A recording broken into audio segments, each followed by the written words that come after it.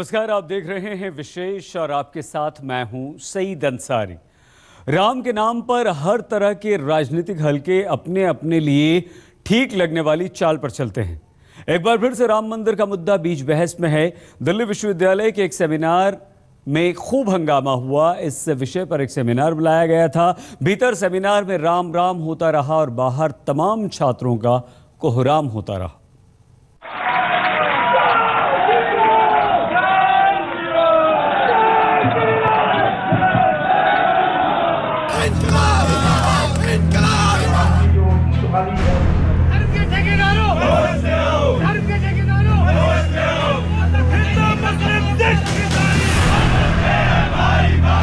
था हमारी संस्कृति और इसीलिए जब बाहर से आए उन्होंने उसको लक्ष्य बनाया।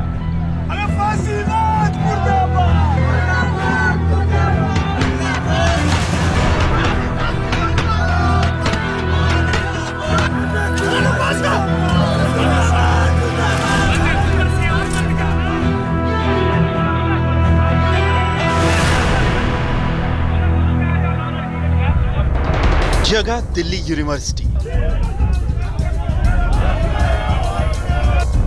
हंगामे की वजह राम मंदिर पर सेमिनार।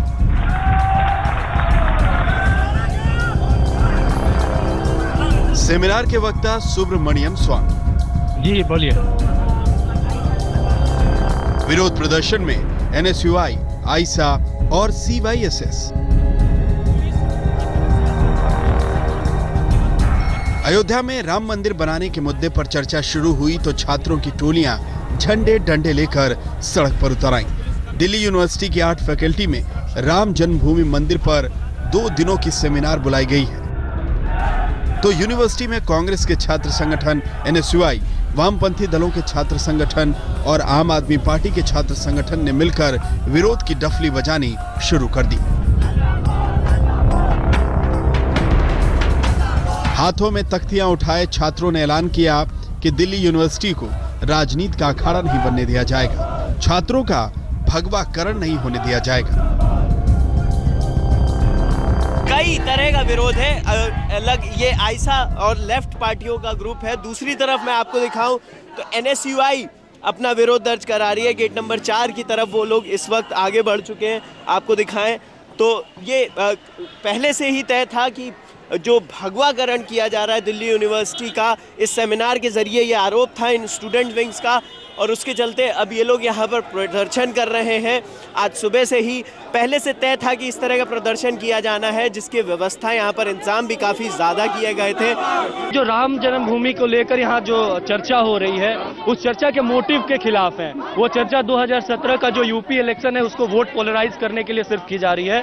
इसके खिलाफ हम लोग यहाँ प्रोटेस्ट कर रहे हैं। तो ये भी कहा जा सकता है कि ये मोटिव क्या है, आप और मैं कैसे तैयार करें, लगन ये लोग देखिए, उसको जो संस्था करा रही है वो जो है कहीं ना कहीं बीजेपी और बाकी जो राइट विंग है उससे जुड़ी हुई है। इस वजह से हम लोग ये कह सकते हैं कि ये जो है कहीं ना कहीं इनका मोटिव यूपी इलेक्शन है, ना कि राम मंदिर पर असली चर्चा करना। ये देश डेमोक्रेटिक कंट्री है, यहाँ पे हम किसी को भी अपने विचार मशवरा करने से रोक नहीं सकते, लेकिन हर चीज की एक सही जगह होती है। अगर आप यूनिवर्सिटी में सांप्रदायिकता नहीं फैला सकते, यूनिवर्सिटी को भगवा नहीं कर सकते। यूनिवर्सिटी के स्टूडेंट्स सेकुलरिज्म को सपोर्ट करते हैं। आज के छात्रों की एक ही डिमांड है, उन्हें रोजगार चाहिए, तरक्की चाहिए। धर्म के नाम पे छात्रों को बांटना बंद करो। आप कुछ भी करो, कोई भी चीज डिस्कस करो, अपने घर पे करो, अपने पार्टी ऑफिस में करो। और जैसे रामायण रावण के बिना नहीं हो सकता। बाहर सेमिनार का विरोध प्रदर्शन जारी रहा और भीतर बीजेपी नेता सुब्रमण्यम स्वामी का भाषण। ये जो प्रदर्शनकारी हैं उनके बिना भी इस सेमिनार में उतना रस नहीं आता जितना उन्होंने किया।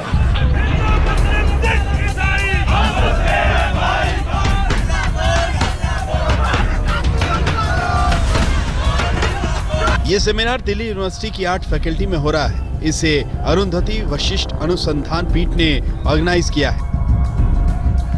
सेमिनार के मुख्य वक्ता बीजेपी नेता सुब्रमण्यम स्वामी AVAP के प्रेसिडेंट भी हैं। प्रोग्राम में इतिहासकार, आर्कियोलॉजिस्ट और लॉ एक्सपर्ट भी शामिल हैं। इसका मकसद अयोध्या मुद्दे पर आए इलाहाबाद हाईकोर्ट के फैसले के बारे में स्टूडेंट्स को जानकारी देना है।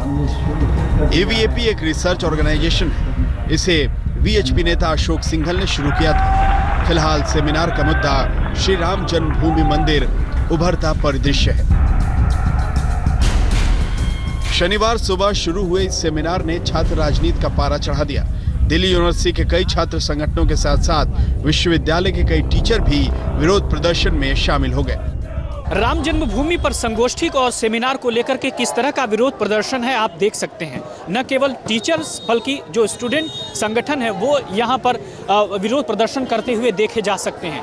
आपको बता दें कि जो वामपंथी छात्र संगठन के साथ साथ जो आम आदमी पार्टी का छात्र संगठन है CYSS, और वो सारे प्रोटेस्ट कर रहे हैं और सब इस संगोष्ठी को बंद किए जाने की बात कर रहे हैं। हालांकि ऑर्गेनाइजर्स डटे हुए हैं और तमाम विरोध प्रदर्शनों के बावजूद सुरक्षा इंतजामों के बीच जो संगोष्ठी है वो जारी है। बीजेपी हो या उसकी तमाम विरोधी पार्टियां, राम हर तरह की राजनीति के लिए मुनाफे का नाम हो गए हैं। केंद्र में मोदी सरकार आने के बाद से राम मंदिर का मुद्दा बार बार उठाया जा रहा है। शुरुआत अयोध्या के नाम पर होती है और राम मंदिर का मुद्दा राजनीतिक कोण पर लाकर खड़ा कर दिया जाता है। राम किंकर सिंह और रजत सिंह के साथ मनोज शर्मा, दिल्ली, आज तक। डीयू की आर्ट फैकल्टी में सेमिनार चलता रहा और बाहर विरोध प्रदर्शन जारी रहा। जब सेमिनार में भाषण देने के बाद बीजेपी नेता सुब्रमण्यम स्वामी बाहर निकले तो राम मंदिर का इतिहास भी छेड़ा और कानूनी एंगल भी। साथ ही ये भी कह गए कि बीजेपी ही नहीं बल्कि खुद राजीव गांधी भी राम मंदिर बनाने के पक्ष में थे।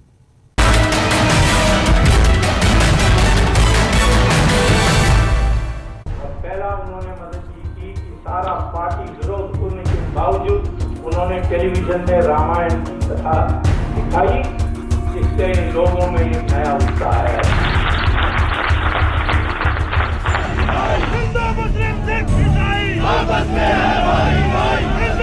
दिल्ली यूनिवर्सिटी की आर्ट फैकल्टी के भीतर सुब्रमण्यम स्वामी के भाषण पर तालियां बजती रही और बाहर छात्रों ने तालियां पीट कर विरोध के स्वर ऊंचे किए। विरोध की आवाज सुब्रमण्यम स्वामी के कानों तक भी गई, लेकिन इस विरोध पर जरा उनकी राय सुनी। विरोध को कोई विरोध है? ये सारे कम्युनिस्ट हैं, सारे पढ़े लिखे लिए हैं, वो तो फेल होते रहते हैं। पता नहीं कितने साल से यहाँ है, कोई है 30 साल का, कोई है 35 साल का, उसको स्टूडेंट कहते हो आप। और मार्क्स जो है फेल हो गई है, उसके किताब आजकल पुस्तकालय में नहीं मिलता है। इंटॉलरेंस है उनका, बिल्कुल इंटॉलरेंस, और क्या है। राम मंदिर के नाम पर बुलाए गए इस सेमिनार का प्रदर्शन तेज होता गया। दिल्ली पुलिस ने तमाम छात्रों को हिरासत में लिया, लेकिन छात्रों की संख्या के आगे दिल्ली पुलिस बेबस नजर आई। इसीलिए ITBP के सुरक्षा दस्ते को तैनात करना पड़ा। डीयू में राम मंदिर मुद्दे पर सेमिनार चल रहा है, जिसका विरोध सुबह से ही चल रहा है। लेकिन अब इस वक्त की अगर हम बात करें तो इस वक्त भारी संख्या में जो सुरक्षा बल है वो यहाँ पर ITBP के जो जवान हैं उनको यहाँ पर बुलाया गया है, क्योंकि कुछ देर पहले हमने देखा था कि जो विरोध है वो लगातार उग्र होता जा रहा था। बार बार जो छात्र हैं वो सेमिनार स्थल पर जाने की कोशिश कर रहे थे, जिसके बाद पुलिस ने एक जगह तय कर दी है जहाँ पर सारे प्रदर्शनकारी जो हैं उनको रखा गया है। लेकिन उसके बावजूद जो छात्र संगठन है वो बीच बीच में गेट नंबर 4 की तरफ दौड़ कर आते हैं। राम मंदिर के मुद्दे को फिर से हवा देने के पीछे वजह मानी जा रही है कि बीजेपी यूपी चुनाव के लिए ध्रुवीकरण में जुट गई है। आरोप है कि बीजेपी को राम से नहीं, राम के नाम पर मिलने वाले वोटों से मतलब है। लेकिन सुब्रमण्यम स्वामी कहते हैं कि मुद्दा चुनाव का नहीं, आस्था का है। बीजेपी ही नहीं, राजीव गांधी भी चाहते थे कि राम मंदिर बने। मैंने कहा कि वो पक्ष में थे कि राम मंदिर बनना चाहिए, और उन्होंने इसीलिए ताला खुलवाया बाबरी मस्जिद का और सारे हिंदुओं को अंदर आने दिया। फिर उन्होंने रामायण की कथा को दूरदर्शन में दिखाया। फिर उन्होंने शिलान्यास करने दिया विश्व हिंदू परिषद को।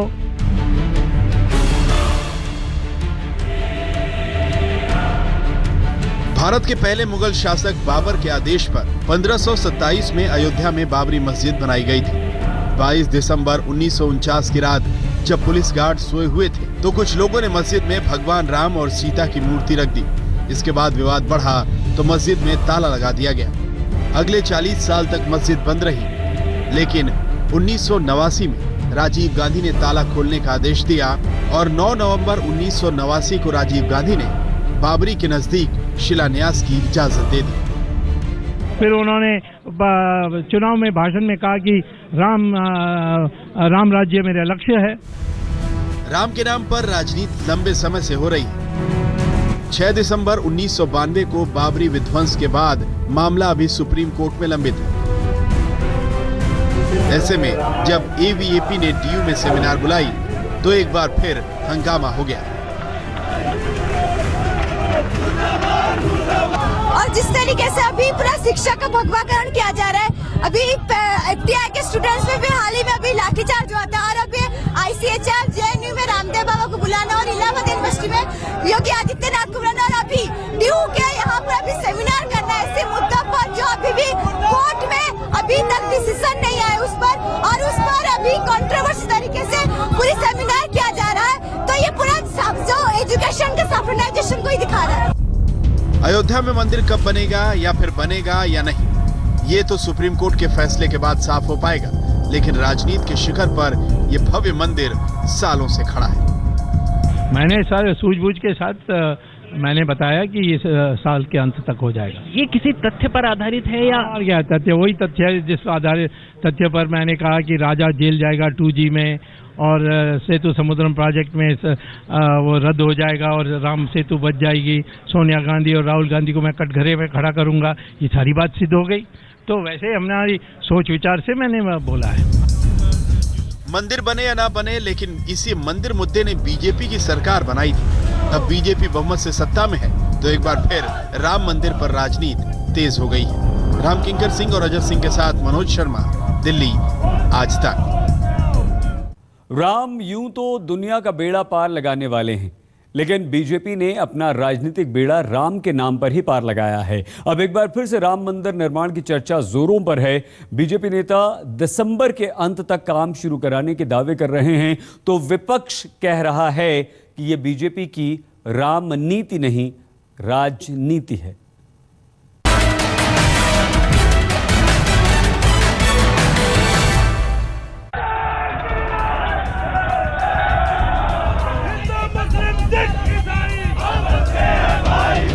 राम मंदिर का निर्माण करना बीजेपी की मूल प्रतिज्ञा रही है, और इसी की बदौलत पार्टी पहली बार सत्ता तक पहुंची थी। 1984 की लोकसभा में बीजेपी के पास महज 2 सांसद थे। इसके बाद 1990 में लाल कृष्ण आडवाणी ने राम मंदिर आंदोलन चलाया। इसके बाद 1991 में लोकसभा चुनाव में बीजेपी के 120 उम्मीदवार संसद पहुंचे। और अब जबकि एक बार फिर राम मंदिर मुद्दा हंगामे के बीच खड़ा है, तो विरोधी फिर यही कह रहे हैं कि बीजेपी को राम से नहीं, वोटों से मतलब है। इनको राम से कुछ लेना देना नहीं है, अयोध्या से कुछ लेना देना नहीं है, इनको अपनी पार्टी से लेना देना है। उसका विकास चाहिए और समाज को बांटना चाहिए, विवाद पैदा करना चाहिए। तो ये हर मोर्चे पर फेल हो रहे हैं। बीते कुछ समय से बीजेपी नेता कहते आ रहे हैं कि दिसंबर 2016 तक राम मंदिर के निर्माण का काम शुरू हो जाएगा।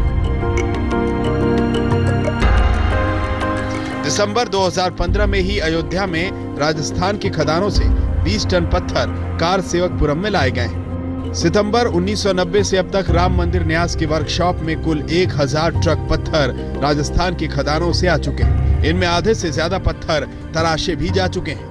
इस बीच बीजेपी नेता बार बार मंदिर वहीं बनाएंगे का नारा दोहराते रहे। प्रभु श्री राम का भव्य दिव्य मंदिर करोड़ों करोड़ों हिंदुओं की आस्था का प्रश्न है। मंदिर था, मंदिर है, मंदिर रहेगा। उसे बनने से दुनिया की कोई ताकत रोक नहीं पाएगी। हालांकि उत्तर प्रदेश सरकार एलानिया तौर पर कह चुकी है कि मामला कोर्ट में है और बिना किसी फैसले के मंदिर के नाम पर एक भी पत्थर नहीं लगने दिया जाएगा। हम तो ये चाहते हैं कि कानून का राज हो। सुप्रीम कोर्ट में क्योंकि मुकदमा है, लिहाजा अगर कोई भी नई चीज होती है तो वो सही नहीं है। अब जाहिर है जो कानूनी कार्रवाई होगी वो सरकार जरूर करेगी। राम मंदिर बनाने के मुद्दे को लगातार जोर शोर से उठाया जा रहा है और बीजेपी नेता सुब्रमण्यम स्वामी ने भी इसी मुद्दे पर सेमिनार बुलाई है, जिससे दिल्ली की राजनीति में बवंडर आ गया है। देखिए, विरोध करने वाले मूलतः माओवादी और कांग्रेसी हैं, और ये बड़ा विरोध नहीं है, बहुत छोटा तबका विरोध कर रहा है। और यह विरोध ना सिर्फ अलोकतांत्रिक है बल्कि फांसीवादी है। राम के नाम पर सियासी रण नए सिरे से उठ खड़ा हुआ है। राम मंदिर एक बार फिर बीजेपी की सियासत का केंद्रीय मुद्दा बन रहा है। राम किंकर सिंह और रजत सिंह के साथ मनोज शर्मा, दिल्ली आज तक। राजनीति वाले तो नारों नारों में राम मंदिर तामीर करा चुके हैं, लेकिन अभी कानून की सबसे बड़ी चौखट पर राम मंदिर और बाबरी विवाद पर सुनवाई चल रही है। सुप्रीम कोर्ट का फैसला ही तय करेगा कि विवादित जमीन का भविष्य क्या हो।